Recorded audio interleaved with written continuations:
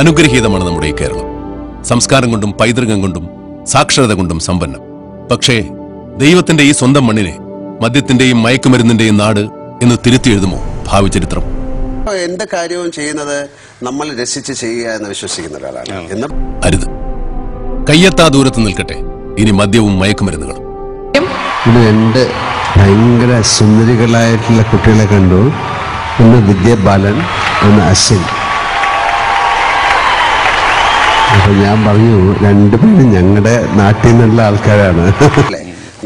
ഞാൻ മദ്യപിക്കുന്ന ആളാണ്. അപ്പൊ അതിപ്പം ഒരു മോശമായ കാര്യം കേരളത്തിലെ എല്ലാവരും മദ്യപിക്കുന്നതാണ്. പക്ഷെ അതിന്റെ ആവശ്യത്തിന്, അല്ലെങ്കിൽ അത് നമുക്ക് കാര്യം സിനിമയിലൊക്കെ പാർട്ടികൾ ഉണ്ടാകാറുണ്ട്. പിന്നെ നമുക്ക് ഒരു പക്ഷേ വെളിയിൽ നമുക്കൊരു സിനിമയുടെ ഷൂട്ടിംഗ് കഴിഞ്ഞാൽ കിട്ടുന്നൊരു എന്റർടൈൻമെന്റ് എന്ന് പറയുന്നതായിരിക്കും. അല്ലാതെ അത് സ്ഥിരമായിട്ട് ചെയ്യുക എന്നുള്ളതല്ല.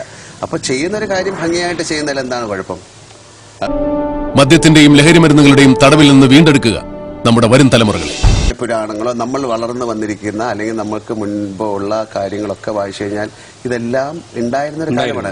ഞാനിപ്പോൾ ഇതിൽ പറയുന്നത് ഭാരതം പോലെ ഇത്രയും സെക്സ് ഫ്രീ ആയിട്ടിരുന്ന ഒരു മണ്ണിലാണ് ഉണ്ടായിരുന്നില്ല. അവർക്ക് നമ്മളെല്ലാം അക്സെപ്റ്റ് ചെയ്യുന്ന ആൾക്കാരായിരുന്നു അല്ലെ. അപ്പൊ അതിലേക്ക് ചില പാപബോധങ്ങൾ പിന്നെ കടന്നു വന്നതിന് ശേഷമാണ് ഇങ്ങനെ ചെയ്താൽ പാപം, ഇങ്ങനെ ചെയ്താൽ പാപം, അല്ലെങ്കിൽ ഇങ്ങനെ ചെയ്താൽ പാപം.